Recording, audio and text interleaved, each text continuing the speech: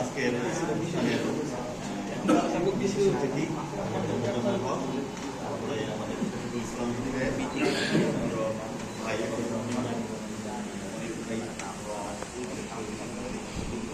সকলকে আন্তরিক শুভেচ্ছা অভিনন্দন জানাচ্ছি। আসলে অনেকদিন আমার ঘ্যাপ, আমি অনুষ্ঠানে উপস্থিত হতে পারিনি, এটা আমার ব্যর্থতা। আমি আপনাদের সকলের কাছে ক্ষমা চাচ্ছি। বিভিন্ন ব্যস্ততার কারণে আমার অনুপস্থিতির জন্য আমি ক্ষমা চাচ্ছি, আমাকে আপনারা ক্ষমা করবেন। যেহেতু আমরা সকলে করে আমরা যারা এই লাইনে কাজ করি, আমাদের আত্মার বন্ধন কিন্তু গভীর, সুতরাং আমি ক্ষমা চাচ্ছি। আর আরেকটি কথা বলবো যে এভাবে বসা হয় না, কথা হয় না, আমারও মনটা চাচ্ছিল যে কথাবার্তা বলি, মানে একে অপরের সম্পর্কে কিছু ধারণা দেওয়া, বা এই যে আমাদের কণ্ঠকাঠিন্য পথ, রক্ত দেওয়ার ক্ষেত্রে যে আমাদের একটা কঠিন পথ আমরা অবলম্বন করি, এই অভিজ্ঞতাগুলো শেয়ার করার দরকার আছে। কিন্তু যেমন কিছুদিন আগে আমাদের তারিক ভাইয়ের সঙ্গে কথা হয়েছে,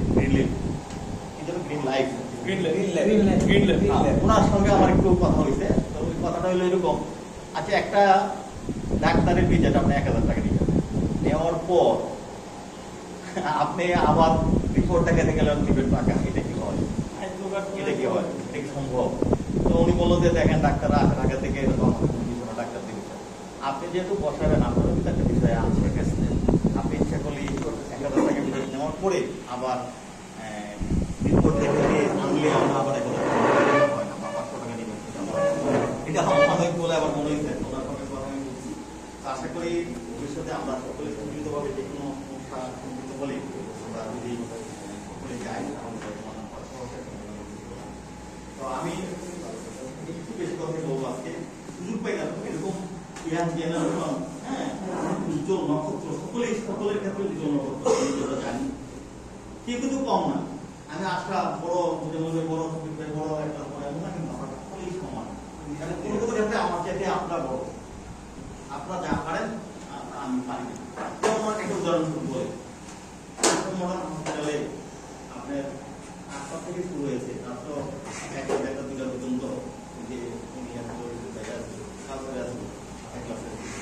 12 ব্যাগ রক্ত দেওয়া, কিন্তু 4টে ঘটনা নজির পেন ঘটনা। আমার এখন শরীর দাঁড়ায় যাবে, 12 ব্যাগ রক্ত সকালবেলা গিয়ে দিয়ে রোগী সুস্থ, 11টা গিয়ে দিয়ে রোগী সুস্থ, তো ভাই রোগী বলে দেখি আল্লাহ ইচ্ছা 12 ব্যাগ রক্ত দেওয়া কিন্তু মুখের কথা না, ইতিহাস মানে ঐতিহাসিক ঘটনা ছিল। আমার টিমে 12 ব্যাগ রক্ত আমাদের ছেলেরা দিচ্ছে, কি মনে করে? তো আমি যে কথাটা বলবো যে আমরা যারা সংশোধন চর্চা করি, আমরা স্বক্ষেত্রের মডেল, আর মডেল বলেই অন্যরা আমাদেরকে অনুকরণ করবে, দেখে বলবে যে এই দেখছো 1 ক্লাসের মতো হতে পারিস না, মায়েরা বাবারা গল্প করবে যে ওই লোকটার মতো হতে পারিস না, ওদের সঙ্গে চলাফেরা করবে, গাইডলাইন পাবি। এরকম আমি একটা গল্প বলি, একটা বিয়েতে আমি আমার ওয়াইফ গেছিলাম, যেমন রাজীবের বিয়েতে গেলাম, তো যাওয়ার পরে এই লোকজন অনেক লোকজন, প্রায় 300-400 লোকজনের মতো হবে। পরে আমি বললাম যে সাহেব একটা কাজ করো, চেয়ার নিয়ে আমরা বাইরে বসি, বড়ি গাছ আছে, বড়ি গাছটা দিতে বসছি, বৈশা কথাবার্তা বলতেছি, ছায়া আছে।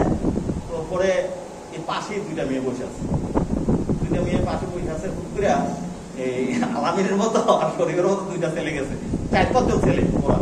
তো এই 2টা ছেলে গিয়ে এই মুখের মধ্যে জরি মেখে মেয়েটা, জরি মাখার পরে মেয়ে যে ধরনের বিহেভিয়ার করছে, এটা ভাষায় প্রকাশ করা কঠিন। এখন ছেলেরা লজ্জা পড়ে গেছে, আমার সামনে আমি বসে গেছি, ছেলেগুলো লজ্জা পড়ে গেছে, 2 জনে 3-4 জন বসে গেছে। এখন ছেলেরা ভাবছে মেয়েটাকে মারবে, এমন গালাগালি করছে যা ভাষায় প্রকাশ করার মতো। পরে একটা ছেলে, যেমন শরীফ জিয়াকান্তির ছেলে, অনেক স্পিড, কিন্তু সে মাইক দেরি করবে এরকম ভাব। পরে আমি বললাম শরীফ তুমি থামো, কারণ এখানে প্রটোকল করলে 300-400 লোক অনেক হজবল হয়ে যাবে। রাজীবের একটা অনুষ্ঠান আমাদেরকে নিমন্ত্রণ করে আনছে। পরে মনে বোঝানোর পরে আঙ্কেল আমি ইচ্ছে করে মরে যেতে আমার ইচ্ছা করতো, এমন গালাগালি করছে। আমি ঠিক আছে কথা বলবো, আপনি একটু মনোযোগ সহকারে শেষ করে দিব, শেষ করে দিব। তো পরে এই আমি মেয়েটা ডাকলাম, ঠান্ডা মাথায় বুঝে এলাম যে আপনি যে এই বিহেভিয়ারটা করলেন ঠিক করে নেবেন। আচ্ছা ছেলেরা জড়ি দিছে, আপনি তাদেরকে আবার জড়ি দিতেন বা আমার কাছে বলতেন বা হালকা পাতলা কিছু বলতেন, যে কথাগুলো বলতেন এটা কিন্তু মেট্রিক পাস করতেন তো, এটা কি বলেন? পরবর্তীতে